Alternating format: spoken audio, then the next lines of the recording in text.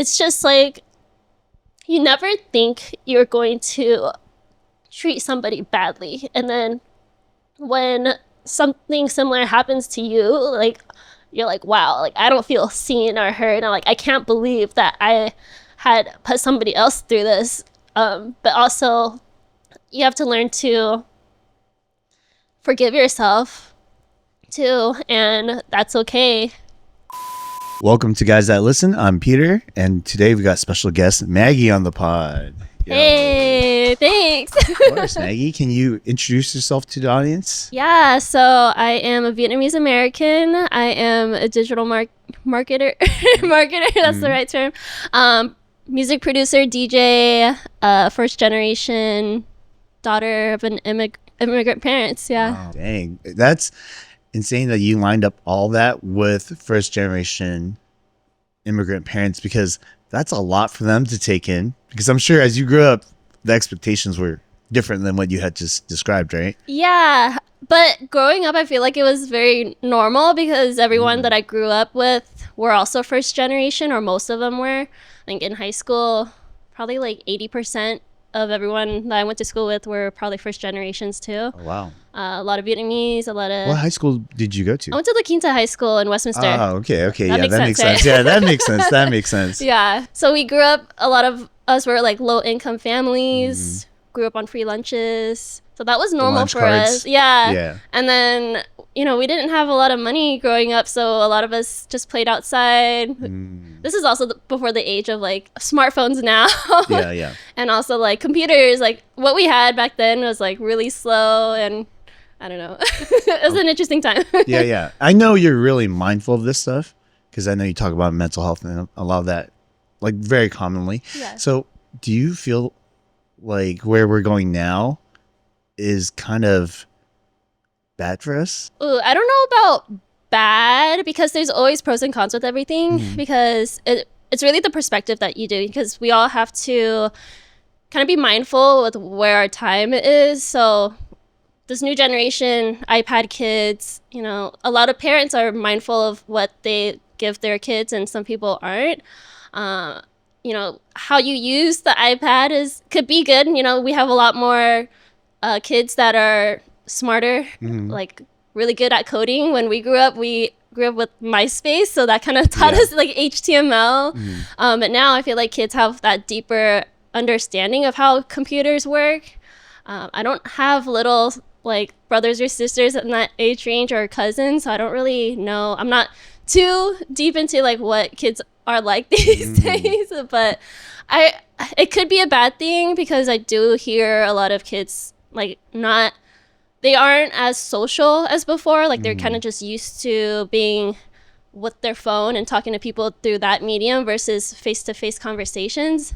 I also hear like the generations younger than us are like having trouble with dating because they don't know how to like speak to and go on dates.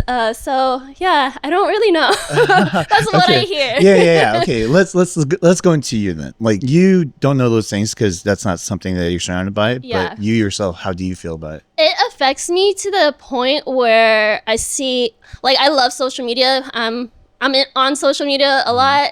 And my attention span is probably a lot shorter than it was before. So I can definitely see how, like, the younger generation, how that, like, for them, it struggles for them.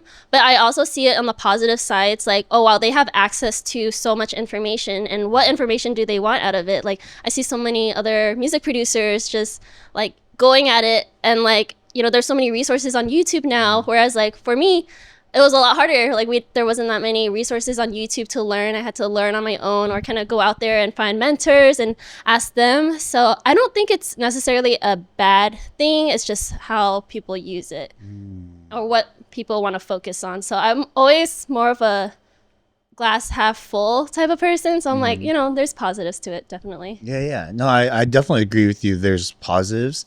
I mean, to everything, right? There's the grass is always greener on the other side, possibly, but to me now it's like I don't think we can do anything about it. It's here to stay. It's inevitable. Yeah, exactly. And it's funny because how you said like you don't really deal with younger people when it comes to things like that, so you don't know.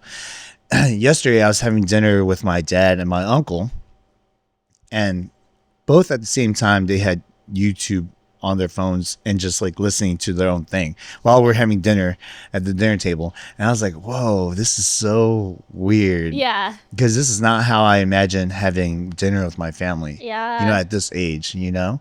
But this is where we stand, where it's like even my dad's attention span is short. Yeah, I would say for something like that, that does bother me in terms of if I'm having dinner with somebody, I don't want them on their phones. Like, you know, if I took the time out of my day to sit with you, talk to you, I'm not here to sit and talk to you while you're on your phone and only getting half of your attention. Like, I think it's fair that, you know, we should be present with whoever we're with at that time. So something like that, it does bother me. Yeah, no, definitely. Yeah. Like now that I'm here with you and we're talking about this, right? You talked about, I know recently we talked and you talked about like, oh, I want to date. I want to make sure that, you know, I want to have kids. I want to get married. And you also talked about how younger people have a harder time dating now. Yeah. But I noticed you said younger people and now yourself. I don't think I'm that young anymore.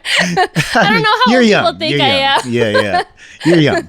But anyways, the reason why I say that is like, what is your approach to that if that's the case? Because younger people are having problems because you said they don't know how to date because they don't know how to interact with each other in person. I also just feel like it's harder for people to interact because it's harder for people to be real with themselves and like honest with themselves and having those conversations. Like, I know we can have conversations and I won't have to feel like, oh, you're pulling back a part of yourself. Like, I know what you're going to be saying is going to be honest, is going to be truthful. And maybe with this day and age online, like everybody wants to show their best selves.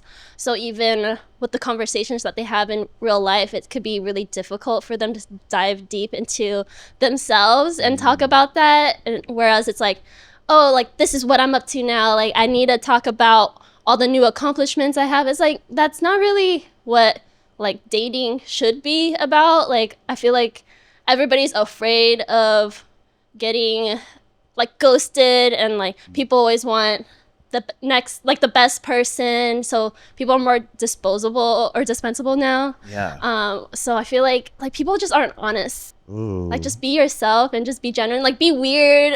You don't have to be like, this is what I accomplished, this is what I do. Like it's okay to not accomplish anything that you want yet, as long as you have those goals and you're working towards that. But I feel like there's a lot of like a high, what's it called? Like people just have high expectations for who they date or who they're friends with. And it just like shouldn't be that way. Like it's okay to just exist. Wow. I love that you said that. I love that you said that. Because you're right. I do feel like that is the case. You know, it's almost like when people meet people, they have a script.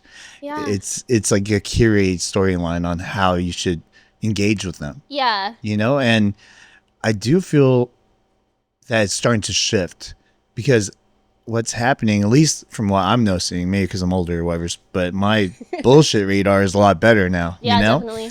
Where I'm like, okay, are you being honest with me? And like, this is something like an actual conversation that we're really having with two real people.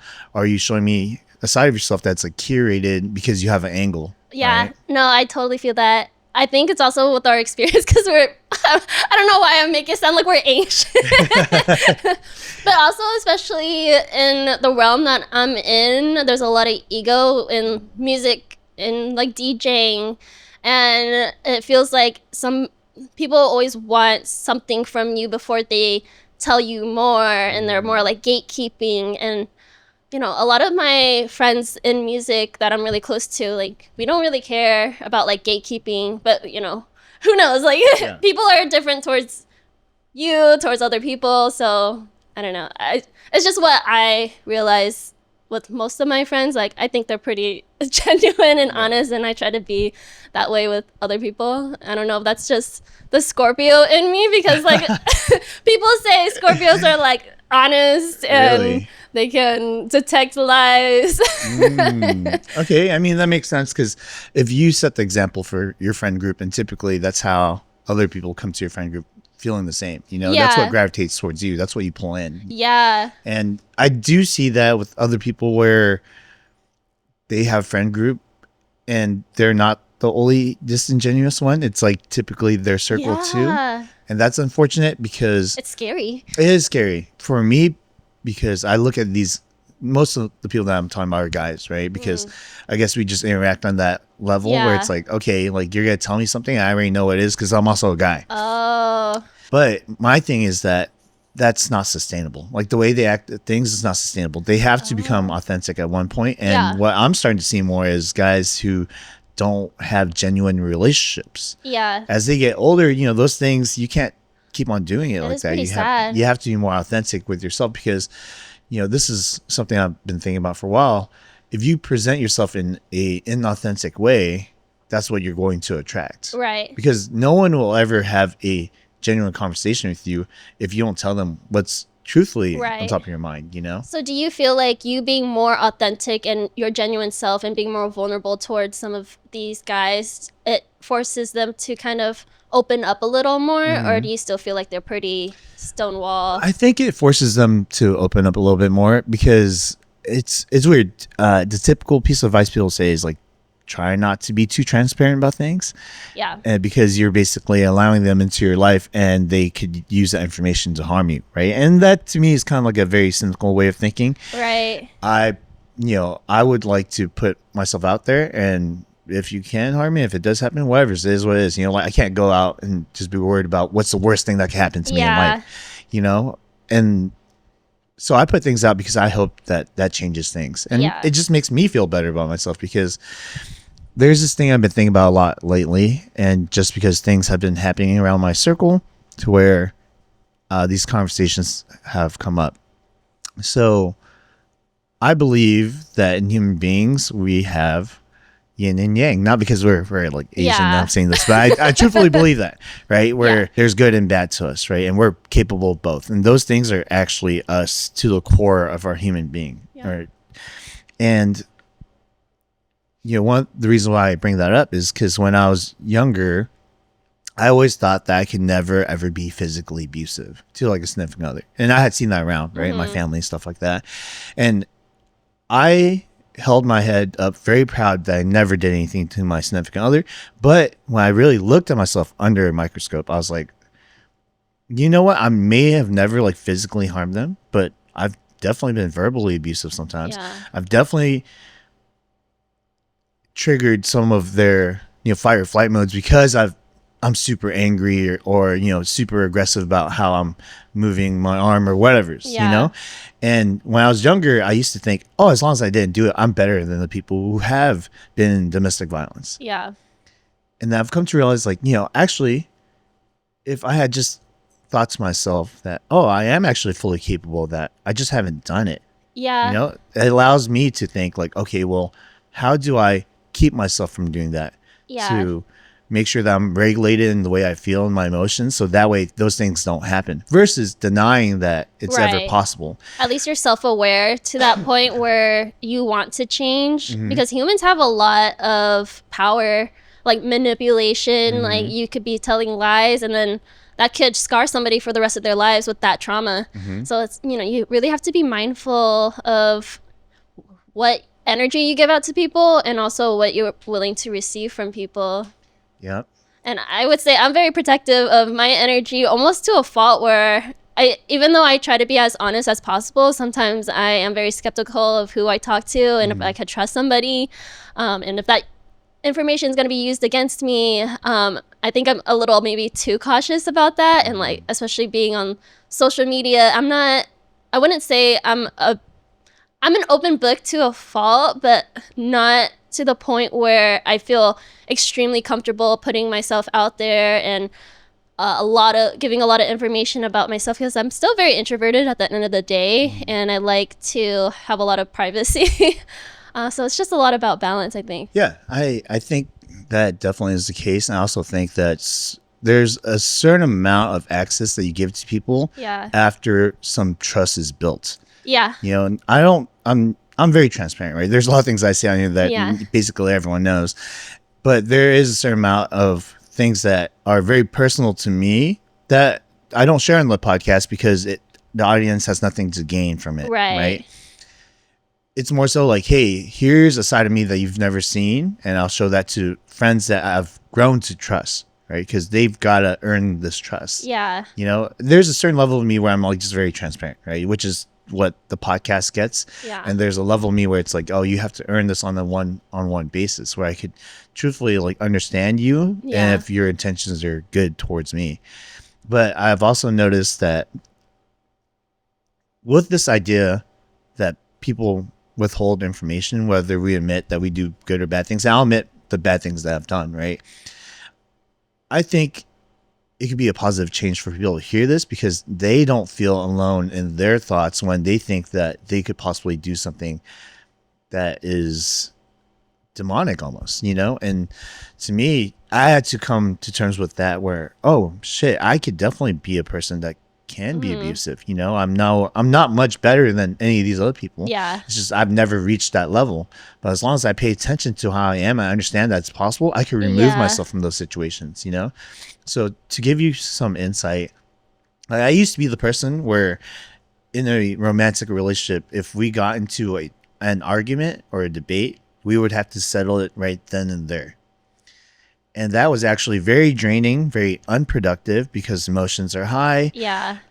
You know, you're snowball effect. You're not in your right mind. You could possibly say very damaging things. Yeah. Right. That and you can't take back, and then it's that scars. You can't take back. Yeah. Unfortunately, you know, that's actually the truth. I switched from being that person to being the person where I was like, oh, you know, I've been in this scenario before, and I've definitely felt like anger in those scenarios, and I need to remove myself in order for this to be a productive conversation later on. But you see, that's the hardest part, is finding your patterns and being like, I don't want to do that anymore. I want to stop it right there and move on in a more healthy, productive way, because a lot of people get used to that cycle and those heightened emotions, and they think that, oh, that is passion, that's love. Oh yeah. Oh yeah, like we're fighting, I'm gonna fight for this love. And it's like, oh, sometimes healthy is just like neutral. Like it doesn't need those high highs, those low lows. It could be just like chilling, we're enjoying each other's presence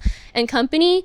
But when you're saying that you want to stop those bad habits, it takes a lot of self-reflection to get to that point, because you have to do like a lot of past healing trauma. You're like, where did that even come from? Did I see that from my parents? Did I see that? Where did I even learn that from?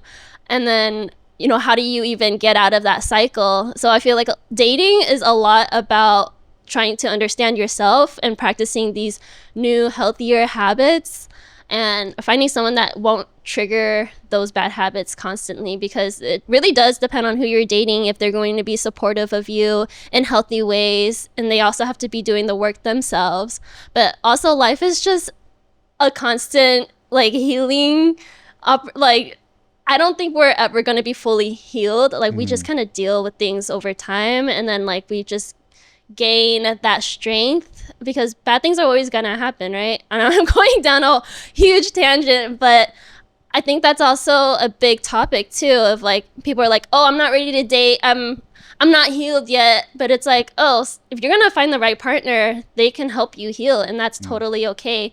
And a lot of people, like relationship gurus, they're saying a lot of conflicting things. Like one person will be saying, you know, don't date until you're healed, and somebody else is like, no, just date and learn. It's honestly like, it's what's best for you too.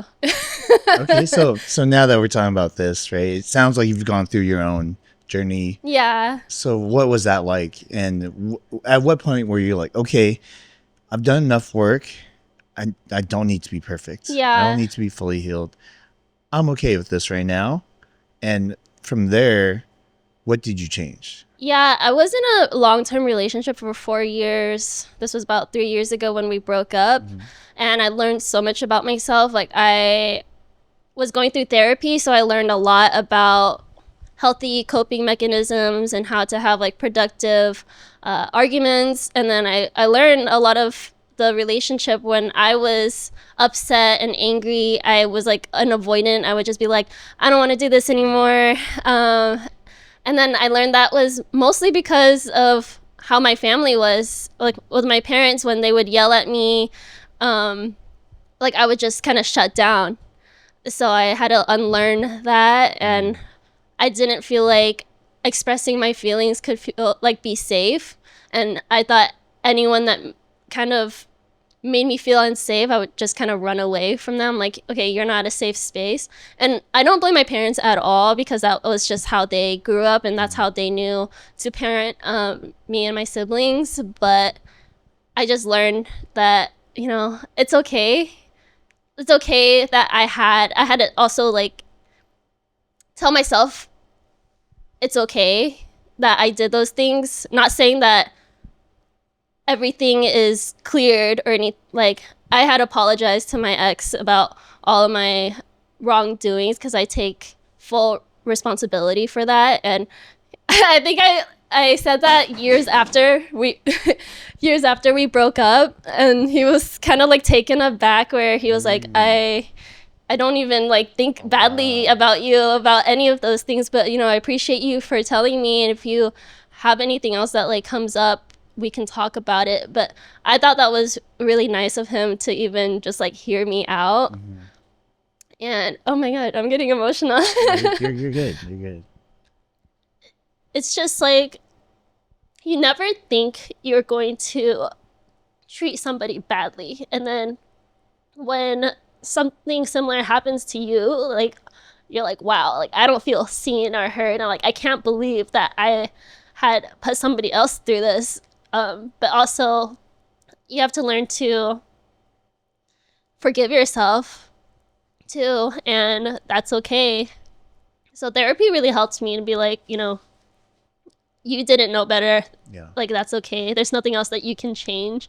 So I always try to be a good person, and sometimes when I feel like I'm not, I just overthink, and I'm like, oh wow, like especially since I'm such a big empath, like I feel like I'm a physical empath. So I also have to be very mindful of that with what situations I'm in too, because I just feel so much all the time. That's great. And Yeah. I kind of want to ask you, that's very rare for someone to revisit an old relationship and kind of give closure to the other person in a way where it sounds like it was healing for you too. Yeah. What was going through your mind when you decided to do that? I had gotten in an argument with my sister, and like I don't talk about my family a lot just because they're also very private people. A lot of my friends think I'm like an only child, but I'm the youngest. I have a brother who's autistic, and I have 2 older sisters. But you know, with family, it's always it just hurts way deeper, because like you love them, but also like sometimes they're just so frustrating. Sometimes you want to kill them. Like Yeah. they are so frustrating with like the misunderstandings. Like, I feel like family issues are sometimes harder than like real relationships, because like you literally grew up with them. So I had gotten in an argument with my sister, and then I realized like the way she was acting towards me, that was how I was acting towards my ex. And even though the relationship had been over for a few years then, like, and I don't talk to him on a regular basis or anything, and I think I just felt so many emotions, and I was like, wow, that is not okay for me to put somebody through that. So I think he's good because he is able to like deal with those, like whatever happened in that relationship pretty well, and not hold grudges. So I was very thankful that he was like accepting, Yeah. willing to listen, because not everybody is. Definitely not. I've gone through my fair share of that where, you know, it's funny because I try to reflect pretty often now. And I think as a guy, it's very common for me to want to feel unbothered by things, right? Like, oh, that doesn't bother me. Like this, she can do whatever she wants, you know, like, oh, it's over, so I don't care, you know? And then I started thinking about it, and I'm like, am I really just avoiding how I truthfully feel? Am I trying not to process the situation? And I think there's a part of me that I've come to terms with, this slightly different than your case, is that like I don't believe that everyone gets closure. Yeah. especially the way you gave him Yeah. closure, or you gave yourself closure Yeah. too. I'm sure. I think a lot of the closure comes from within yourself, you know. And for me to look back and think like, oh yeah, that was actually a very tough relationship, and how can it not bother me? You know, like that relationship was 10 years of my life. Like, how Yeah. can that not bother me? Am I a robot?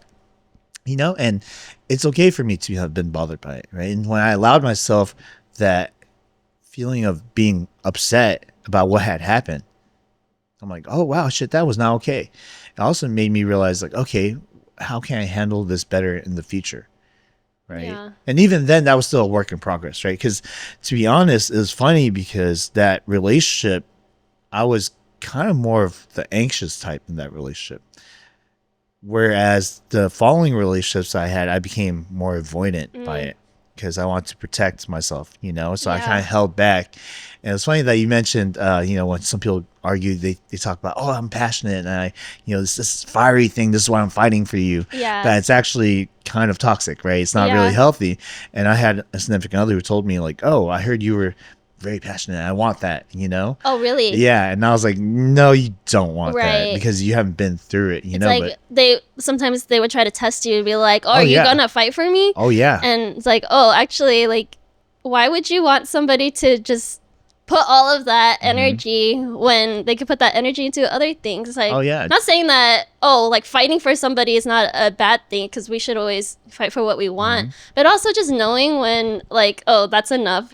Yeah. You should also not cause situations to happen on purpose. Right. You know? That's toxic. Yeah. And you that know? is manipulative. Yeah. Definitely, for sure. I've definitely had people like, oh, I'm hanging out with this guy. Like, okay, cool, whatever. Right.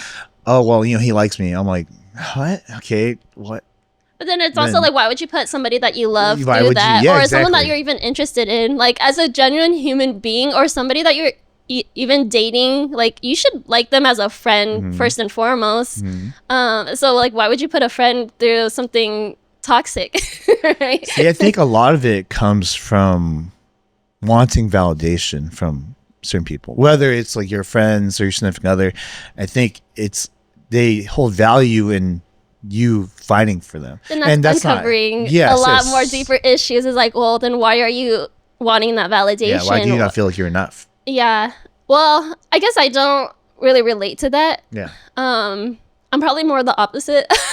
Like, you want to go hang out with somebody, that's fine. Yeah, I'm the same. I'm like, I need to be with somebody secure in that sense. I'm sure you're the same way, because like, you're very chill. I feel like we're both pretty chill in the grand scheme of things. But like, in the nature of where I am, a lot of like male dominated industries is like, people have to be okay with, I mean, obviously I don't trust everybody, not all the males. Yeah. Well, we'll get into that one. Yeah. But yeah, in those industries, definitely, it's harder, you know, because, you know, I've worked in the industry, and to date is like really difficult because your significant other has to be very secure with you being out. And, you know, I'm not going to say I'm perfect about my alcohol consumption, but you know, it's like under the influence, you're yeah, and around other people under the influence is crazy. Yeah, it is. It's a different dynamic. I remember, so before I even started with DJing and music production, I was into photography first. As you know, that's how we met, like 8 or so years ago. We would go out to LA and shoot outside on the streets, and then you invited me to, I think I would like sub for Tim sometimes, or Johnny for Feel Good shows. And that was really, looking back at those times, that was scary. Like, as a female photographer in the club with guys that are drunk, and guys just have no chill. They just want a photo with you. They want your number, and they don't take no for an answer. And little younger me didn't know how to say like no firmly, like stand on 10 toes. I would be like, no, and then like they keep bothering me. I'll be like, okay, I'll give you like a fake number, or like, okay, I'll take a photo with you, and then like you leave me alone, when I should have just been like, no, and like full RBF, just like walk away. But yeah, I don't know, I just wanted to no, that's good, because some people don't know this, you know, and I kind of want to get into that whole side of things. You know, you you've been in the industry, from photography to now DJing to putting on shows. You kind of have to build a healthy circle around yourself in order to make sure that you're safe, especially as a woman, I'm sure, because there's a lot of people with ulterior motives, especially when it comes to the industry, and especially when it comes to, you being a woman. It's like, I think males sometimes think they could take advantage of that fact. Yeah. And that is very, one of the biggest things that we care about is safety.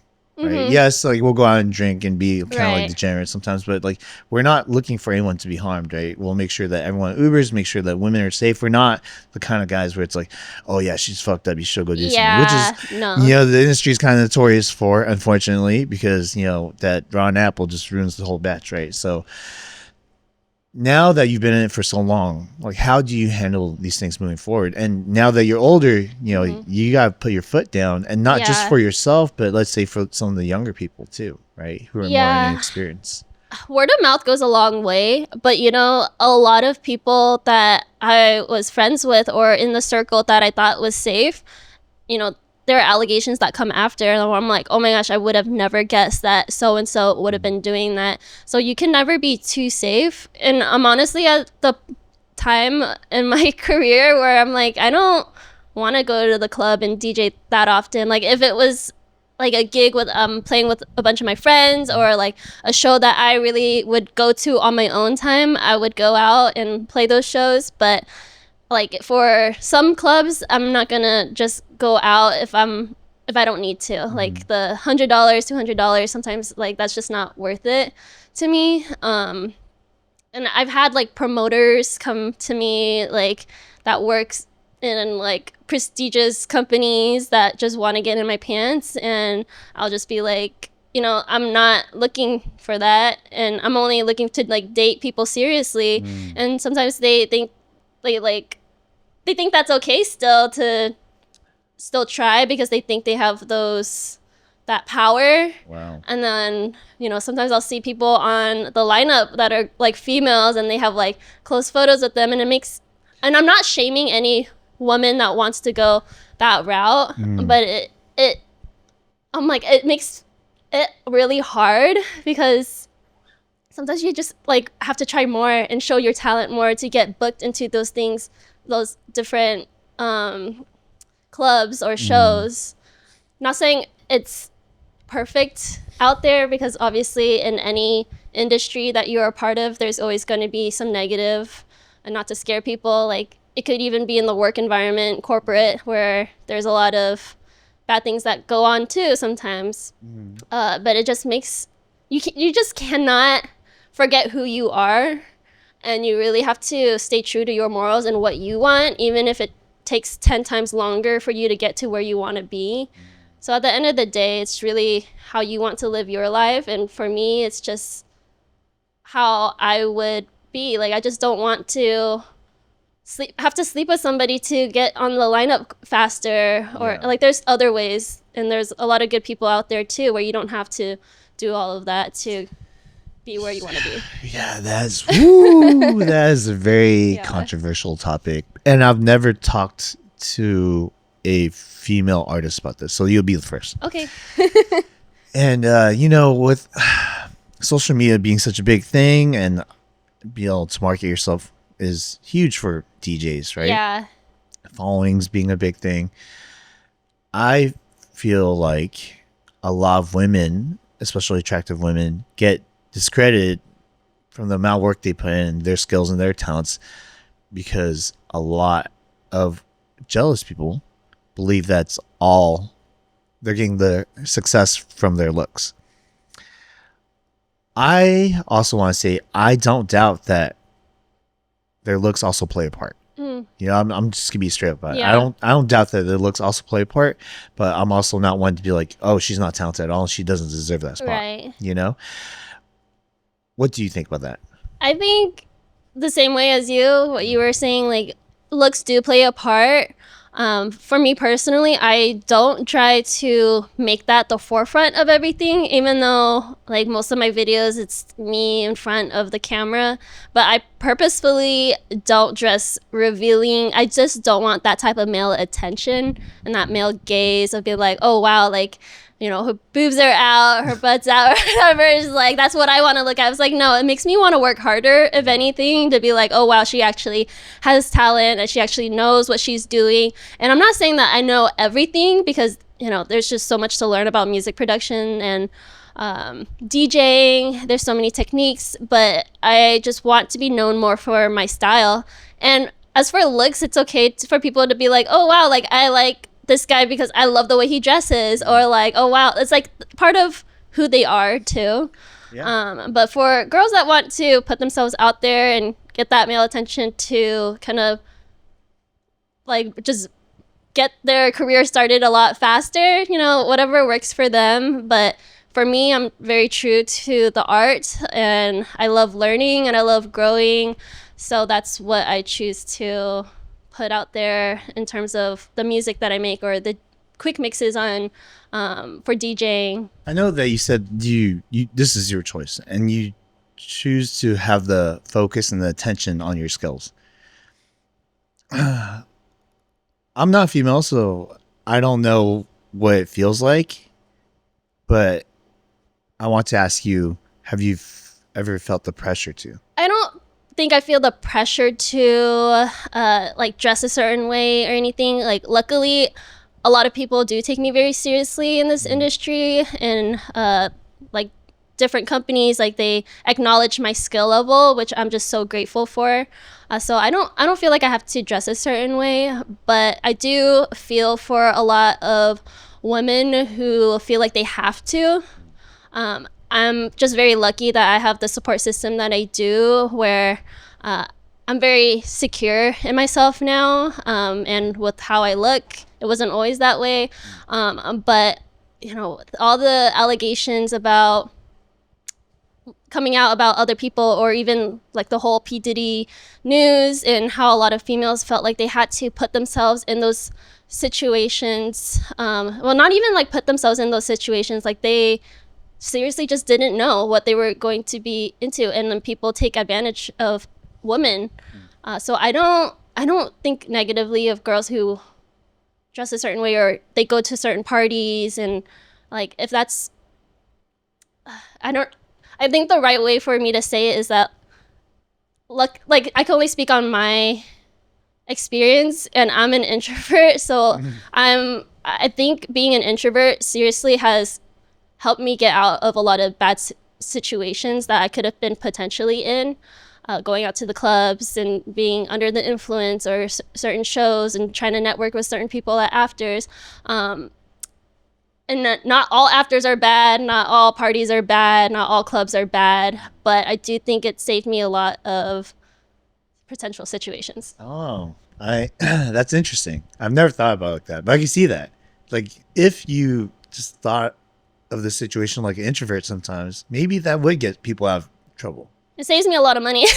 and that too. Yeah, you don't stay out as late. Yeah, but yeah, no, I really do feel for women that have been taken advantage of. But I'm just very lucky to have a group of friends that I'm around that make me feel safe and like look after me, because when I was younger, shooting photography, and I wanted to pursue modeling at one point, I was with our friend Johnny, and we went out to some like convention. I forget what it was called, but then there was like a man there that owned his own clothing line, and he's like, I want you to model for it. I could pay you. You could bring your friend Johnny. And then he's like, our company was backed by one of the princes of Saudi Arabia, and like, you know, that could all be true, but Yeah, like possible. some other girls could be like falling for that, and then putting themselves in this situation, going to this man's house, taking photos. Luckily for me, I said no, and Johnny's like, I don't trust that guy. Like, Yeah. but you know, there's just situations like that where people can be a lot more naive, and like, you can't really blame them either, because like, they don't know what they don't know. Yeah, I mean, you definitely can't blame them, but it's like unfortunate because certain industries definitely have more predatory people Yeah. in it, especially, male ran industries, unfortunate as to say. But yeah, definitely I agree. I wish there was more people like you and your group of friends that kind of help people realize like, hey, this might be too good to be true. Like they're not just here just for your skills. And that also might be a hard conversation to have with someone. Yeah. Be like, yeah, I know you think this person is praising you for one thing, but they're actually looking for another, right? Ulterior motives is kind of like a thing in the industries that we work in, and that's hard to discern from sometimes, especially if you're working at building yourself up, right? Yeah. Those opportunities look good sometimes. And sometimes guys will hide it really well. They'll be very friendly. I mean, I fall for some things too where, guys would be like so nice and chill, and then all of a sudden they're like, do you want to get dinner sometime? Not saying that that's like a bad thing for them to try, but then it's like, oh, I really thought we were just trying to be friends. Okay, so I want to talk to you about that. Okay. How difficult is it? Well, now that you have experience with it, how difficult is it to discern between when a guy is doing that and when they're not doing that? And do you think it's usually something that starts from the initial interaction, or do you think that's something that could possibly develop after a couple of times hanging out? I think it could be both. But if I am not interested in somebody at all, but I like them as like a friend and they want to hang out, I would be like making it more of a group hangout, like who are all their mutual friends. But I also just don't hang out with a lot of people in general. Yeah. I'm such a homebody. If I'm doing something with like friends, it's usually things I'm already gonna be doing, and to take me out of my routine is kind of hard. Yeah, I think because it seems like a lot of people struggle with that opposite sex platonic relationships. I feel like I've never really struggled with that, but that's because I put things into place in order for people to understand like this is just platonic, Yeah. I don't think I've had anyone who's misunderstood me except for like one time, and I was shocked by that because I was like, what are you I'm sure about? maybe the opposite happens for you where they think it's platonic and then it actually is, and then girls end up falling for you for that I'm not sure. Well, typically, so one of the things that I do is I call a lot of my platonic female friends by like bruh, bro, sis, things like that to be like, we're homies, like that's just how to get. If I say like this is my homie, like that's pretty much it. Like that's the cutoff for that. And I think there's some people that I've met through the years where the reason why I didn't use those words the times that's happened is because I was in a different country. And like I'm not gonna call you bro or sis because you don't understand that culture, right? You know what I mean? And she might not get it anyways, and she obviously didn't. But yeah, I think it's interesting because there has to be a way where if you really want to think about it in a way where how can you discern between the two is you have to treat them differently. Yeah. Your romantic relationships have to be different than your friendship, right? In the way you treat like I would never call my significant other like bro or whatever. Right. But again, that's just me. That's just how I handle those things, right? So those people know it. I think setting the intention at first, like it clears a lot of question. Like I would appreciate if somebody came up to me. I mean, not right now because I'm dating somebody.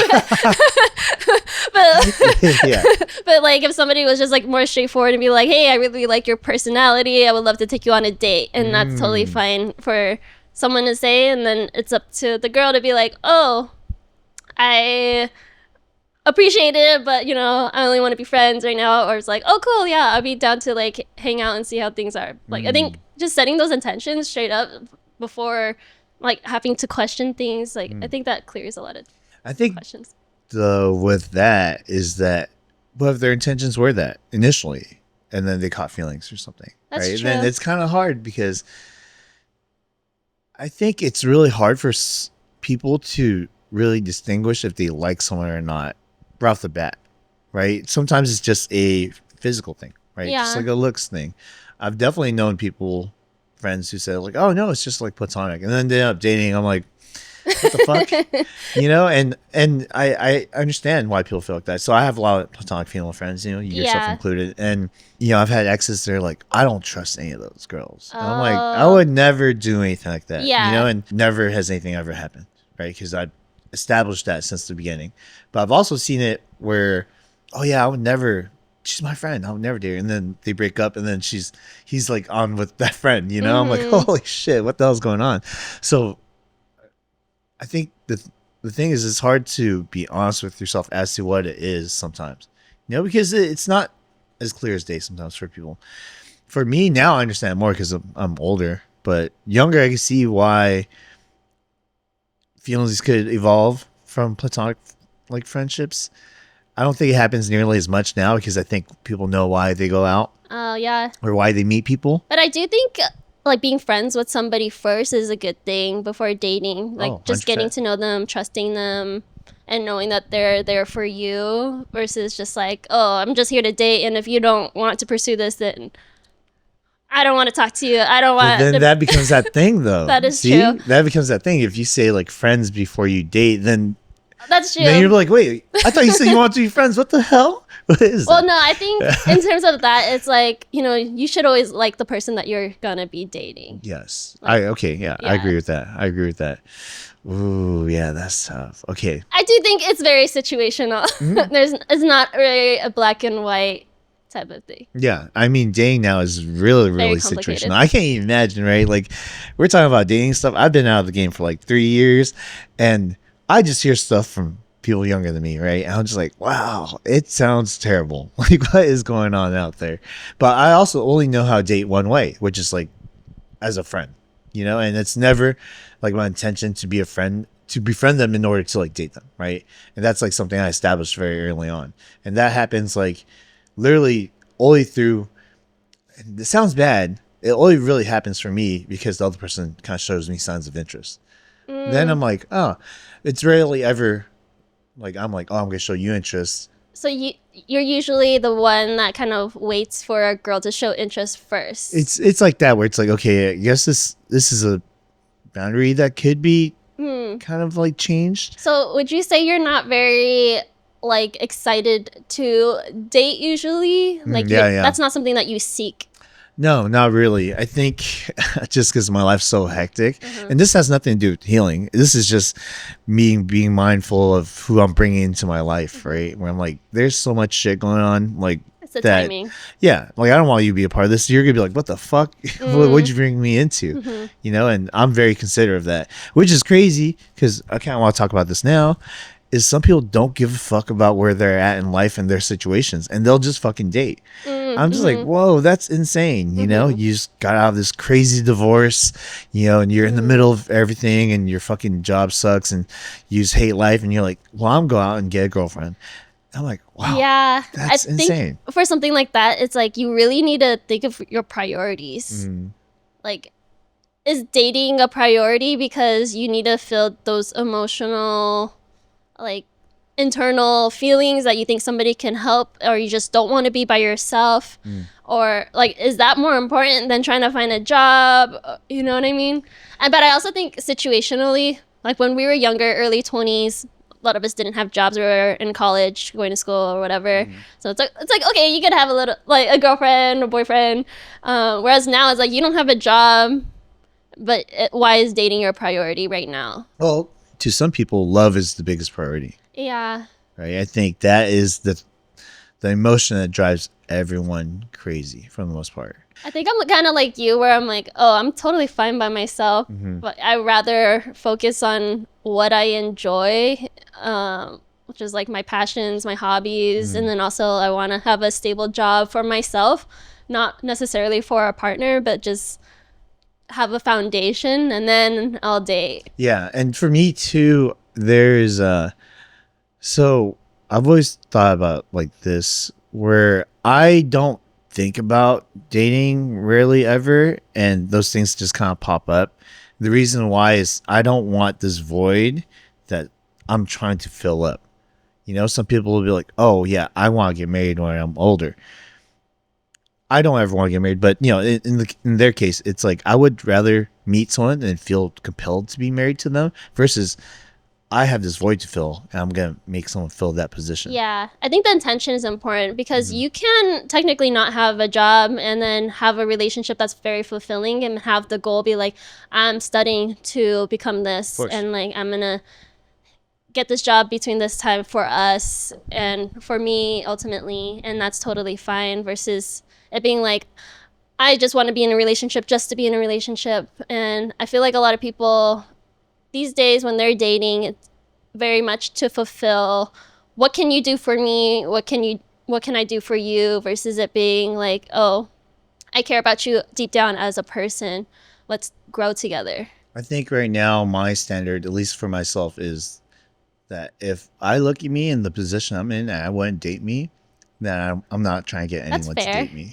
Yeah, that's fair. That's the way I see it. But you what know? if you meet somebody that's like, I acknowledge all of what you're going through and I want to be there with you through it, and it's not a burden to me, I promise you it's not, and I just want to add to your life because you already add to my life just being you. That is very situational, but Hypothetical. yeah, of course, hypothetical. Like, who, if that person exists, that's crazy. But aside from that, I just don't think that it would be fair to them. And where I'm at right now, specifically as of today, I cannot give the energy and time into a person that would be fair to them being in a relationship with me. You know, I would be like, oh, dude, you could totally find someone else. You know, and I think that's where my cutoff has been a lot lately in my past relationships, where it's like, I'm not the person that could contribute to your life. And that's usually the easiest way for me to disconnect myself from that relationship. It's not what I want, really. You know, sometimes I'll still want to like be with them, but I know in my head, like, I can't contribute to your life in the way that's positive to you, so therefore I shouldn't do it. Do you feel that way with friendships as well? I do. Oh, really? I so this is something that people like don't like hearing from me, but I think everything is very conditional. Yeah, like every kind of relationship is conditional. Oh, really? I feel like it's not with you, though. From what I see in a different perspective, I feel like you have a lot of friends that like being around you just for being you, and like they will listen to you with whatever you're going through, and that's totally fine. Yeah, so that's what I mean by that, though. Oh, it's okay. like their condition is that I'm their friend. Like, I contribute to, as long as I'm who I am today, right? So let's say this is crazy because my sister, she recently got a job where she helps like lower income people, homeless people, and she deals with a lot of meth heads, right? They're homeless. They've been abandoned. I'm sure at one point there were a person that people gravitated around, right? And I think if I lost myself and I became something, and again, this is not to degrade them. You know, they have their own issues and they got there because who knows what traumas they had to deal with. But let's say that happens to me, and I lose myself and I'm a shell of myself and no longer the person I am. Those conditions are no longer filled. Yeah. Right? And it's going to be probably pretty hard for people to want to be around. I think there's some extremities where it's like, oh, if you're very toxic towards someone, everybody has their limits. But I think for you, where you are right now, I'm sure you are dealing with a lot of issues or external things, but I feel like you do have friends that will be there with you no matter what. And if you did hit a super low, and people will try to help you out of it, and when you do come out of it, I don't think people will really judge you for going through that specific period in your life, because I do think you're around a lot of really good people. I am they're great, and that's why I think their tolerance for me is a lot higher. Yeah. Right. Because of that, because they're good people and they could see value in me. I think that's the thing, right? I think that's what it goes back to, is like, do you see value in this person that you're spending time with? And that's like the condition that needs to be met, is that they have to hold some value in your life. At a point where they don't, it's kind of like, okay, why are you hanging out with them? It's really hard, because I have been in a situation where I was talking to someone and I saw a version of them that was really great, but they didn't see themselves in that way. And it became so hard for me. I was like, I can't do this anymore. But also for them to learn, sometimes they have to know that, because if you praise someone for where they are so much, when they that they could be improving or doing better, it's kind of like that tough love. It's like that you're doing them a favor by being honest with them, maybe like in a way that where they can understand it, because not a way if you try to explain things to somebody, it doesn't necessarily mean that they will understand it. But as long as you try to be honest and like you come at it with intentional like love, I think that's something that they need to hear. I agree with that. I totally agree with that. I mean, a lot of my friends are very straightforward about things, you know, and I think going back to having authentic conversations, I'm only learning how to open up about certain things. And it wasn't like I was lying about things. It was more so I was omitting things, right? To, you know, like instead of, because there's so many ways that you could do like word Olympics where, oh yeah, I'm okay. Well, I'm not really okay. I'm saying I'm okay because I'm okay at this moment, Right. you know, but really I'm not okay. And that's really what they're asking for. And I've come to terms with like, okay, sometimes my friends are really asking for, how are you really feeling? You know, and I think this year is the first year where I had told a group of friends of mine that, hey, I'm actually really struggling. You know, like this is really hard. Like I can't see the light at the end of the tunnel.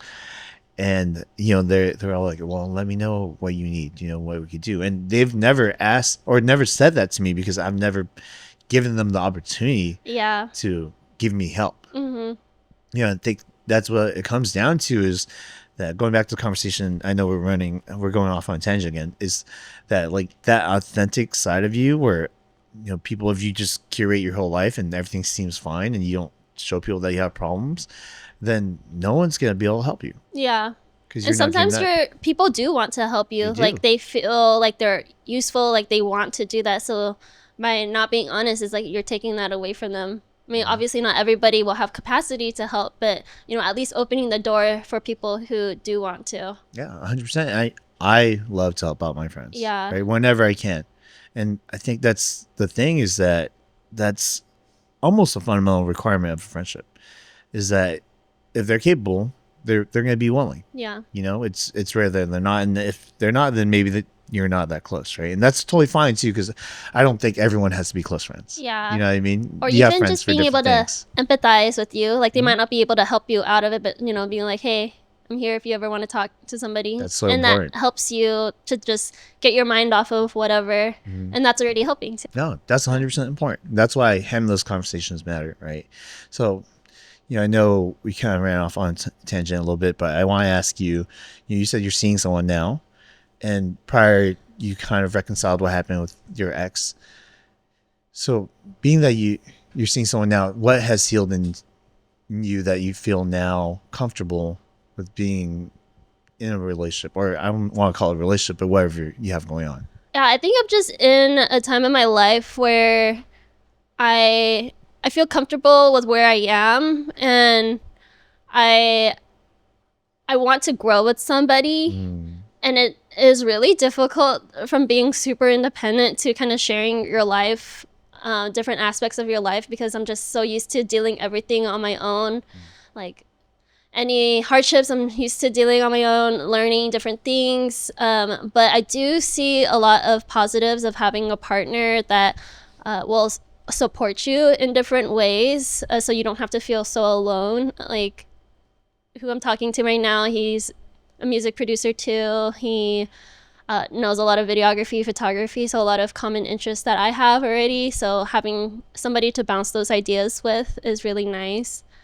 So I think that's really important, is just to have somebody that supports you and vice versa, especially during times when you kind of have, you might not be trusting yourself, or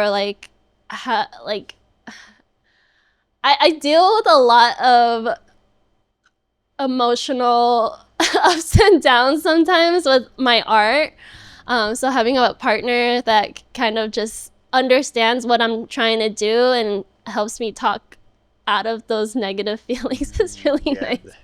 Yeah, when you're all ruminating, oh, this is not good enough. Oh, all the time. I'm like, oh my gosh, I made this mix. It sounds like trash. She's like, no, this is good. Try this part right here. And I'm like, okay, cool. Thank you. That's true. And I like that you said like you want to build a life together, because I think that's something that a lot of people overlook nowadays. It's almost like people want to be independent, but then like have this relationship work out. And I do think a requirement of a relationship is to build a life together, do things together. And of course you have your own separate lives. So I do also believe that you should be independent to a certain degree, but in a relationship you can't be completely independent. That makes no sense. You might as well not be together at that point. So to have common interests I think it's really important. And I don't mean common interests as in like the same hobbies or something. It could be as easy as like we could spend time together because we like to go out and eat. Yeah. And now that you found someone that you have common interests with that actually helps push you in times where you might be feeling insecure about your work, how critical do you think that is in a relationship? To me personally, I do think it's really important. I know other people will probably say the opposite of like, oh, I want someone that doesn't do anything in the realm, which I can also see too, which could be very refreshing to have a different perspective. But for me as a creative, I do really enjoy having to talk to someone about like art or something. So like, it's just a different language, especially with music, DJing, like beat making. Like it could be like, oh my gosh, this like snare sounds so sharp, is this too sharp? And then he'll be like, oh yeah, like maybe use a different one, or like, oh like it's just a different language where you don't have to explain to someone who doesn't know.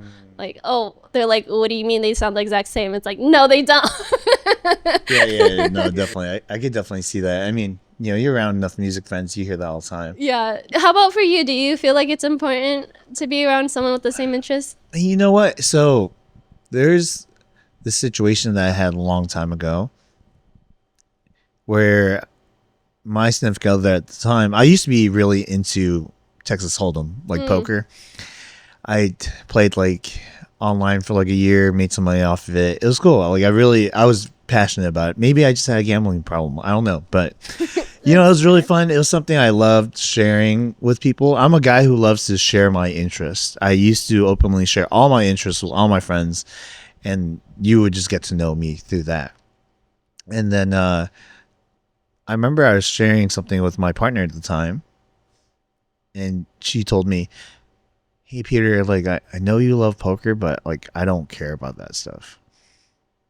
And at that time, I was very hurt. I was like, oh shit, you're like my other half. You should be into everything that I'm into, or at least just like be open to listen to it. And then when she said that, I was like, oh. Well, at the time I was hurt, but afterwards in hindsight, I was like, oh, you know what? I've come to realize that no one can be your everything. Yeah. Right? You have different people for different things in your life. Yeah, different like I have communities. Yeah, exactly. I have music people, I have art people, photography people, I have business friends, like workout friends. Yeah, workout friends, like whatever it is. You know what I mean? Nerd friends, like doesn't matter. But that was the thing that I came to realize later on that she was right about. Maybe she could have worded it nicer, but right. but, and then there's that communication. Is like, oh, like you could have told me like this. Yeah, I would have understood. But also, as long as your partner's not like against what is important to you, I think that's fine. Yeah, I think it's fine too. Yeah, definitely. That's why I think about it now. It's like my partner's my partner for those specific reasons, right? Some people might want to make them mirror everything. I think in general that's kind of selfish because that's a lot of pressure and burden on one single person to be everything for one person. Yeah, that's too much. That's too much, And I think you see that sometimes though. And I'm talking about the people who they have so many friends, they get into a relationship and then they disappear. Yeah. Because then they make that person their entire their whole life. world. Yeah. Yeah. And then what happens once they break up? Oh, what's up, Fred? Welcome back, man. I think it's okay to have different opinions. I think it's actually good to have different opinions versus agreeing with somebody all the time and of course, like being everything for the person. It's like at that point, are you being true to yourself or are you just getting molded easily because you don't have a true sense of self? No, I agree with that 100%. And like now where I'm at, I think, while I don't have any desire to date right now, I do have a massive desire to keep my friends healthy and my relationships with them maintained, because that's what I've come to realize. Like, who are the people who have gone my back so many times through all these years? The longest relationships I have are friendships. Yeah. I mean, aside from like my family, but right. And to me, like they've been there proving themselves like decades after decades, and sometimes when you go through life, like through these relationships, I realize that sometimes I almost am ungrateful because it's like, oh, it's always been here for me. I expect it to be here for me. But I've slowly shifted my mindset to where now I think it's just because due to journaling and all these other things, it's like I put the thought of gratitude, especially when it involves my friends, in my mind like all the time. Oh, that's nice. Yeah, That's and it's good. crazy how much it shifts the way I feel in my mood.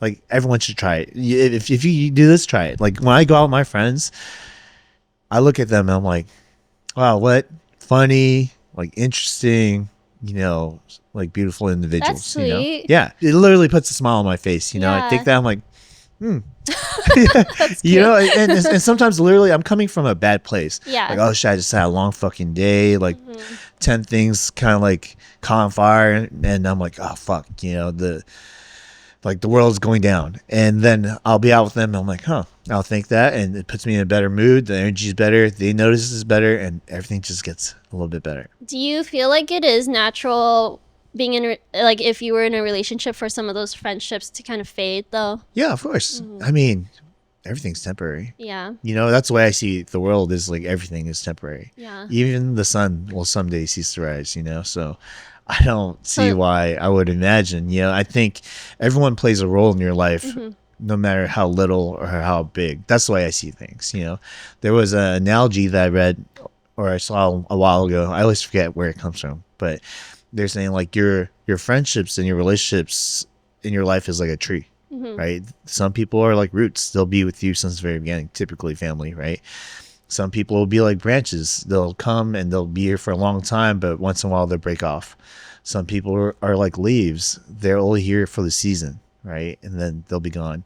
And I was like, oh, when I think about it like that, instead of thinking about how much you're going to lose, I think about how grateful I am to have these temporary relationships, and therefore if there's less time, right, I'm not going to be able to have all the time in the world with them, then I should cherish the time that I get to spend with them. Yeah. So like right now, since you're single, you're really appreciating the closer friendships that you're having at this time. Yeah, and I think that's also shifted my mindset. Like I obviously haven't dated yet, but I think that's how it's going to be when I date again too. Yeah. I'm just going to appreciate the time with my significant other so much more. Yeah. Because I think, also as you get older, you think about your mortality as well as your parents' mortality a lot more.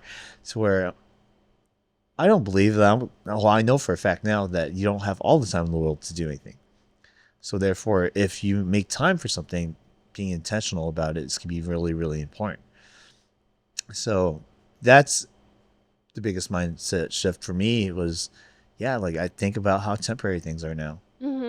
Like even this, Yeah. this conversation, like we spent a couple hours on it. It's like, dang, we probably talked more about the things that are showing us how our friendship is today than any time in the past. That's true. And that's why it's like I'm learning from this so I could carry on to my regular relationships too. Yeah. I also feel like just knowing that everything's so temporary makes me feel that other things don't have to be so serious. It's okay to just exist and like enjoy life. And I'm very much a person that was very just be productive, do as much as you can, hustle, blah, blah, blah. But I'm like, no, like it's okay to just relax, enjoy the time with family, eating dinner every night with my family, or, being able to talk to friends every now and then. And it's okay to not feel like I have to be accomplishing X, Y, and Z all the time. And I feel like a lot of people, and me included, if I didn't have something lined up for myself creatively, or like I have a gig coming up or a project coming out, then I didn't feel like I was doing anything in my life. And that's not a very healthy way of living. I agree. And, a lot of it is about, I know this sounds like cliche, but it's about the journey, you know? I hear far too often from people saying like they want to achieve this, they want to make their first million, they want to have kids, they want to do whatever's. Yeah. And buy once, a house. and once they reach there, like, okay, cool, like I did it. So what's the next thing? So unless that journey is like ongoing, right? Or unless you move into another thing, you put your energy into something else, like we need purpose. You can't just get there and it's done. Like, Yeah. it doesn't work like that. Like, life goes on. It has Yeah. to. So your journey needs to continue. Mm-hmm. And for me, one of the biggest things is like, this is one of the biggest things for me, actually. I don't want to say I love talking. It's enjoyable. You know, I love getting to know people. I love learning. I love sharing how I feel like our life could be better if we just were more honest and had these kind of discussions, you know? I agree. Well, that was what we were talking about earlier. And the first thing is like honesty and being able to have those conversations with people.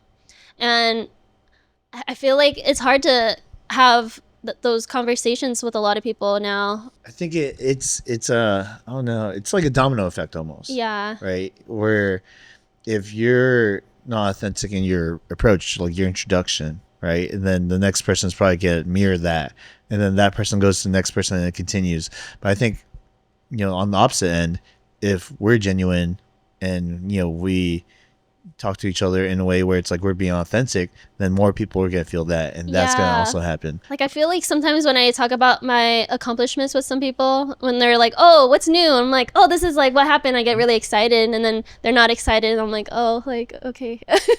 Maybe I should tone it back. But it's like, okay, like what it makes you think, like, what are the intentions of what people want to hear too? It's like, okay, I'm like, I'd be also happy to talk about failures because I think that's also really exciting because that helps us become who we are too as a part of our journey. Yeah. So yeah, I don't know. It's just a very fine balance of everything. Yeah. No, what you brought up is very, very tricky, I think, because, you know, you hear a lot where it's like, oh, damn, they don't want to celebrate your successes. Are they just really waiting for your failures? Yeah. And I think that's a thought that does pop up even in my head sometimes. But, you know, I've come to understand that people just have their own lives. And sometimes that's not what activates them in a way where, you know, they feel positive. And it has nothing to do with you, really. It has, if anything, sometimes a lot to do with their own insecurities, the things that they're dealing with, right? And, you know, and maybe at one point they are your supporters like that 100%. And sometimes that happens in the future. Who knows? You know, for me, you know, sometimes the things that does resonate with me the most is like sometimes failures, you know, and to me, sometimes it feels more real. Yeah. But I also do want to, you know, applaud people for their accomplishments too. Yeah. I think it's almost like we're in the trenches together when it comes to failures, and then you feel like you're being left behind when it comes to the successes. And I don't think that's a healthy way of thinking about it. I'm just stating that that's possibly how they think about it. Yeah. But, you know, the only way we find that out is if we ask ourselves why. Yeah. You know, I've definitely come through that for sure, where I'm like, why am I not extremely happy about this accomplishment that my friend did, you know? And, you know, I had to ask myself, like, what is it? Maybe the presentation, it seems like they're just showing off or whatever. So who knows? Is it just me being insecure, feeling like I'm falling behind? And sometimes it is that, to be honest. But I think only until you ask yourself those questions do you understand why. Yeah. And I think going back to what we talked about at the beginning of the podcast is like understanding that dark side of yourself. You know, what you're capable of. Yeah, we have these emotions like jealousy and me, like they exist in our spectrum of emotions for a reason. Definitely. You know, like trying to protect you from different things. Exactly. But we deny it so often because, you know, that's why people virtue signal, right? It's like they deny that part of themselves, they repress it, but it also comes out somewhere else. You know, none of us are not guilty of doing something wrong. Right. Like, no one's perfect. No one's perfect. And I think if we were just to be more honest with that, I think we would have more authentic conversations. Because imagine the people who are not honest with that, they judge you, right? And they say like, oh, how dare you do this? And typically when people say, how dare you do this? Or how can they do this? They're also saying like, I would never do that. Yeah. But that's not true. And that's so much of the internet. I feel like that's why I'm so afraid to put myself out there, because it's like you can say anything, someone will have something negative. I mean, there's a lot of positives too, but it does get hurtful to hear. Like, no one's invincible to not feeling a certain way to those comments sometimes, because even though you're like, oh wow, like I really wish them well, or you could be driving out in the street, someone cuts you off, flicks you off or whatever, and then you're like, dang, like that hurts. But then it's like also like you could feed onto that, get angry, or you can kind of just be like, I know they're having a bad day, or maybe they need to get somewhere, and then it's like how you deal with it is what's most important. I think it goes back to that. What we're talking about is, we haven't used the word, but it goes back to compassion. Yeah. Right. And I think it's a lot more, you're more capable of compassion when you realize what you're capable of also. Like, if I know I could do wrong and I'm capable of doing that wrong, right, whether it's flipping someone off or I'm more compassionate towards that person that who's doing the flipping off. Because I'm like, oh, I've been there, bro. Like, I know it sucks. Like, you probably had a bad day at work, and this was like the last straw. Right? Yeah. And like how dark is it to think like it makes somebody feel good to do that? Mm-hmm. It's like, wow, like you must be going through so much for you to think like ruining someone's day is making you happy. That's dark. Yeah, exactly. These people don't want to be like that. Yeah. Whatever they're going through, especially on the internet, where I'm like, what kind of person says this? And that's exactly it. What kind of person says this? Not a normal person. Right. They're going through some shit, know? And that's unfortunate. Right. And then I think about it like that, where I'm like, okay,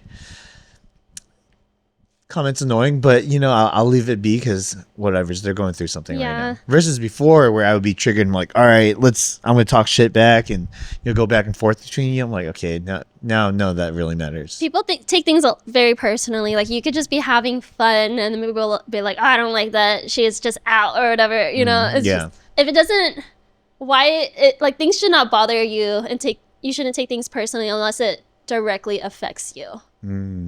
Yeah, the world's a little more emotional.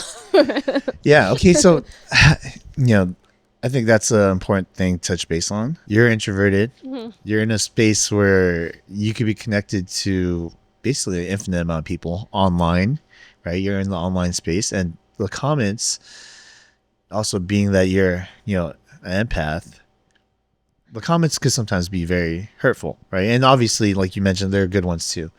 Like, what do you do now that you're in this position that you're at to emotionally regulate yourself and to basically save your own mental health? Yeah, I really am trying my best to disconnect online more, and like I just enjoy the most simple things of like going on a walk, being out in nature, stretching, meditating, going to the gym, hanging out with friends like one-on-one like this. I feel like sometimes when I'm online too much, I just go down a deep rabbit hole, and it gets really scary in terms of thinking, like just overthinking about things too much.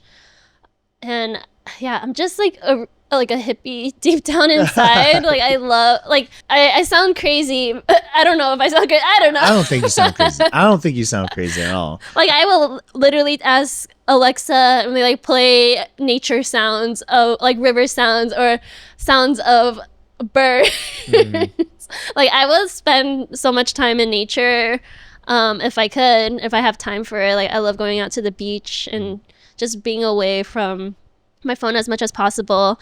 And even though that probably isn't the best for me marketing wise, like most people will be like posting on their stories all the time or posting a lot of like I know what you need to do as a digital marketer myself, like what is needed to grow.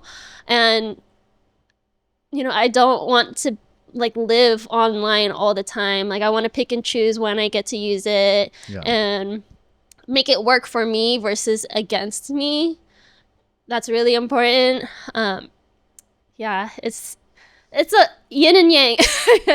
There's a good side, there's a dark side. Yeah, there's online, there's offline. Yeah. Right. So that's great that you said that. I definitely agree with you as far as that. And like I don't have like a presence like that at all. And I definitely know, even me being like a quote unquote extrovert, like spending time outside, being in nature and things like that, even being by myself sometimes, like I'll go on bike rides and just be in my own thoughts. Like we have to disconnect. We do. And that's one of the things that is becoming harder and harder which, I'll openly say that is a negative to be chronically online. I don't think that anyone reaps any benefit from being online all the time. Yeah. Right. And to me, I think as a society, what's like it's shifting is that we're going to want to seek connecting with others in person. Like, I'm saying it now. I'm saying now. People are going to get tired of being online, and they're going to want to connect with people in a real life basis again. Yeah. I think it's going to be very important. Even me as an introvert, I'm like, if I'm at home all the time and I don't see my friends every so often, I will go crazy. Like, I catch myself doom scrolling a lot. But I also hear, like, I listen to a lot of podcasts too, and they talk about like the dopamine effects of doom scrolling and how bad that is, of doing it first thing in the morning. But like, I'm not perfect. Sometimes I just want to check what's on social media when I wake up. But then like starting your day off with that much dopamine and then going throughout your day just kind of like feeling depleted and like nothing's really exciting. So I'm like, okay, I need to stop going on social media so much and having more of a healthier dopamine of like reading or going to the gym, cooking food, eating delicious food. Like, that is better for your mental health in the long term than just spending your life doom scrolling. But it's definitely hard not to do. Yeah. And this is something I've thought for a while is when I was younger, I used to think that you could just fight everything with willpower, right? Like, oh, you just got to man up and like just stop doing this, stop doing that, right? And that also means like putting it in front of you and you being able to say no. But what I've come to understand is that sometimes you got to design your life in the way that you want it, and is sometimes adding distance between you and that thing. So not so much using willpower, but by design of how you have your life, keeping that thing further away from you, So for instance, I'm not perfect, obviously, but I removed social media off my phone for a bit. Oh, wow. And my screen time went down significantly, right? It was also outside of mine.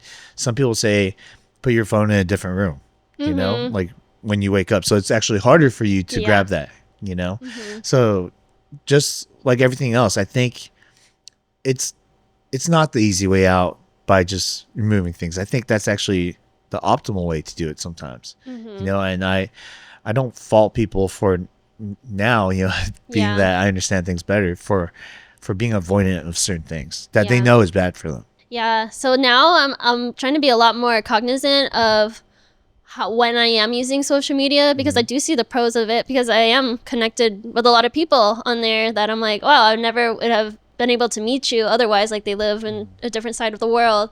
So I'm like, just being more mindful, like, oh, I'll just have this hour to use it. Otherwise, like, I just want to focus. And it just getting into that natural flow state of making music or doing work that is way more productive than just kind of having your phone there and like scrolling every now and then.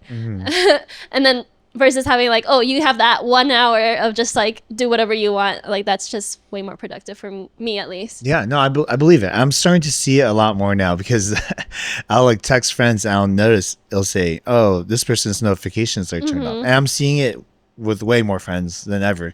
I think it's because we all understand that it could be a distraction. But, for me personally, the way I used to see my phone, I try not to see it like this as much anymore, was that if I don't talk to this person right away, things are going to go wrong. Like, if I'm offline for like half an hour and I'm like, oh, shit's going to hit the fan, and only until I start removing myself from it and then coming back, I'm like, oh, everything's still the same. Yeah, everything's going to be fine. Everything's still going to be fine, If it's an emergency, they know where to find you. Yeah, exactly. And I think if you put it on do not disturb, if they call you twice, then it actually still goes through. Right. So if it's that important, they would like call you twice. Exactly. Anyways.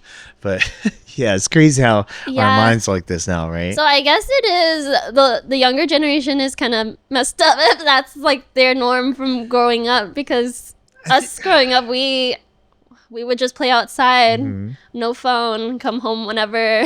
Yeah, I think that's tough though, because it is definitely integrated into their life, and regulating it seems kind of weird. Like, I just heard something recently. One of my friends, he teaches, I think, kindergartners, and you're not allowed to take away their phone anymore. Yeah, so like they get access to their phone the entire time. Interesting. Yeah, and I was like, whoa, that's insane because they're in kindergarten. First of all, what are they doing with the phone? But a lot of like shows and concerts now are like locking phones so that people are more present, which I don't think that's a bad idea either, because it's like, you know, if you're going to a show to enjoy it, then why are you on your phone? And unless you need it, then yeah, you know, like, people's then you shouldn't be excuses there. like they want to record it, you know what I mean? Yeah. But also it might save a lot of people from getting their shit stolen, because you know, like now Yeah. festival theft is like, my cousin's Oh no. yeah, he's a Yes. victim from Oh, what no. escape, right? Yeah. Yeah, people will actively be on the prowl to steal, but it is kind of nice to just think, oh, if it's already going to be filmed, or like a wedding, like they already have a videographer, Oh my somebody God. to cover it. You don't need to be on your phone. Yeah. So this is obviously a tangent right here, but do you think cell phones are going to be a piece of time in history that people are going to look back at and they'll be like, oh, that's really cool? Yeah. Yeah, you think so? I do think it's a part of technology, and it helped solve a lot of things. But Because maybe I don't see it like that, and Oh, maybe really? that's what. Yeah, because personally, as a person who goes out and takes pictures and street photography and stuff like that, where I looked at old photos where people are distracted by looking at newspapers or reading books or whatever, it's like those scenes just feel so iconic to me, right? I'm like, oh, you could take this out of like a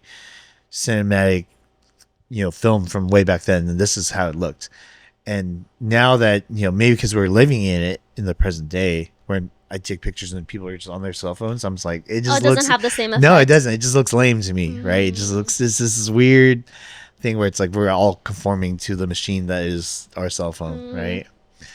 But that's just the way I feel about it. I know, But what if they're looking at something like nice on the phone, like but we don't know that, right? Just we don't from know. that, we don't know that. Yeah, so they that's could hard be to reading say. something terrible on the newspaper? Just kidding. They could, and usually they are, you know. Yeah, But- that's interesting. But I do think I do see a lot more people using like film cameras, like so that, you know, they having to take one photo versus you could take 100 of the same photo. Like you think more about what you're using. Or I do see some people going back to like older technology. Like I really want a typewriter. Really? Yeah, like the act of being able to just finalize something instead of just going back and then like erasing or like, you know, just having something more concrete. Oh yeah, definitely. I mean, I journal like in a physical journal more Yeah. than I like type. So I totally know what you mean. And I think there is benefits to it, for sure. You know, Yeah. there is definitely something going on with your like brain and the psychology of your brain that's changing when you do that versus, you know, typing and knowing there's no repercussions, right? Because you just hit delete. Same thing with like if people spend, you know, you DJ, you know, people who do, you know, spin vinyl, right? Yeah. That's also like a thing. You know, Sometimes I don't stream on my phone. Like I'll have a CD. oh wow. And it actually sounds way better. And then I have like a CD that one of my friends burned me like years ago. And I'm like, wow, like I'm just going to listen to these few songs. And I'm like, that's nice. This is what I mean by people are gonna go back to connecting, right? They're gonna go back to like slowing down. I think that's Yeah. what's gonna happen, to be honest. But again, don't quote me on this exactly. We'll see a couple of years from now. But I would love to see it happening. Yeah. I think phones do have a big benefit, but it's definitely how you use it. Of course. Yeah. Of course. No, definitely. I mean, the internet did same thing, right? Yeah. Internet, the phone. So it's all gonna happen. But Yeah. all right, cool. I got a couple questions for you. Okay, cool. First question: what was a monumental time in your life that's like changed everything for you? And that could only be one thing. I mean, even though we talked about social media and like the pros and cons of it, I will say like one of the videos that I posted earlier in this year, back in I think it was March, like went viral, has 1 million views. That changed my life, and that was very monumental. And it's not just because of like, oh wow, it went viral, but because it connected me with so many people around the world. Music wise, like I had never been a part of such a huge community in beat making and music production. So it like community is so important. And, you know, because of that, I was able to travel out in Japan and make friends, beat makers out there, and also others around the world. That was so life-changing to me. So this question is going to be, out of everything that you've done in your life, what's one thing that you would want to have forever? I really want to be consistent with videography. Oh, wow. That's not what I expected. Yeah, even though most people probably think like music, music is a big part of videography too. Being able to take scenes and then overlap it with music or Foley sounds. I just feel like it brings a depth of feelings and emotions. And I've been a little disconnected with that side of myself, but I definitely want to bring it back again, especially when I'm hanging out with friends again and just capturing those moments and having to look back at it at a time of like, oh wow, like remember when we did this? It doesn't have to just be a memory. It could be like captured forever. Yeah. I just remember when we would go out to LA and shoot, and that was such a time when I was like very broke. I think I was just done with college, didn't even have my first job yet. And then we would go out with Johnny and just shoot nature or like the skyscrapers, and like I had nothing monetary like that, like with a job, but those were the best times of my life because you just felt so carefree and like the world was ahead of you. You could do whatever, be whatever, and just going out and having fun with your friends, that's just so priceless to me. And like we have photos of those times when you were like climbing the bridge. Or we could just like look back on like, remember when we went to LA that one time at like 2 a.m. or Yeah, crazy times. Yeah. I mean, that's great that you said that because I do remember those times really well, not just because of the pictures that we took, but the feeling, that feeling where it's like, why are we doing this? There's no other reason than just to do it. Yeah. Just because you want to. Exactly. I think now there's so many reasons why people want to do things. It gets convoluted what their true reason is. It's like, what happened to doing things just for the love of it? Yeah. Right? There's the idea of clout. There's the idea of money. There's the idea of fame. And it's like, wow, what about the idea of love? Just to do the it. passion. Yeah, we were like, oh, let's just try to make a time lapse or let's get that nightscape. I wonder what it will look like at this time when the sky is clear at this beach. I think we could see the Milky Way. Let's just go out and try it. I think that's another thing that you said, that is that nothing is ever gonna be the same again. Like those times we had it, and it's beautiful that we remember it, right? Because they are, like everything else we're saying, is temporary. Like we can't recreate that again. We can't go back to the 6th Street Bridge anymore because that thing is gone. But all those times where it's like every day is like a new day, and we could choose to either live it like that, or we could choose to, maybe just let pass us by. But also, we were just younger, so it's like if we got in trouble, it would be fine. Like whereas, like if we're older now, getting in trouble, but oh yeah, I can't go to jail now. I wouldn't last a day. Why are you climbing that bridge? Yeah, I don't know how to tell them, to be honest. Oh my god, thank God we got away from all that. And we're just talking about hypotheticals. We never really did any of those things. We were young. We definitely were. Good times. Yeah. All right, cool. Okay, so my last question is, how do you want to be remembered? I want to be remembered as just being kind, positive, genuine. I just want to bring positivity in people's lives and for people to go towards their dreams, whatever that is. It could be literally anything as long as it's good to somebody. Like, doesn't harm somebody else, basically. Because life is so short. I think we should really live life to the fullest and don't feel so stuck in, like, if you're not happy with your life, just know that you're not going to be stuck forever. Every one of my friends or people that I try to talk to, if they have a dream, I want to be as supportive. So, all right, I want to say special thanks to Maggie for coming out, sharing all that, and being so vulnerable, and just giving tips to people to, secure, make sure their mental health is good. Thank you so much. Thanks for having me. Of course, and bigger thank you, if you guys don't know, Maggie made us this rug. Yeah, I used to make a lot of rugs. This is like one of my first commissions, so thank you. No, of course. Of course, I'm here to support my friends, you know? Can you let the audience know where they can find you? Yeah, you guys can find me. Magie Hue is Magiehue. TikTok, Instagram, YouTube, wherever. SoundCloud, Spotify. Everything on all platforms. All of the above. All right. And I'll say special thank you to our audience for watching all the way through. Yeah, Make thank you. sure you subscribe, like, and comment below what you guys want us to talk about next time. And remember, live fast, eat ass.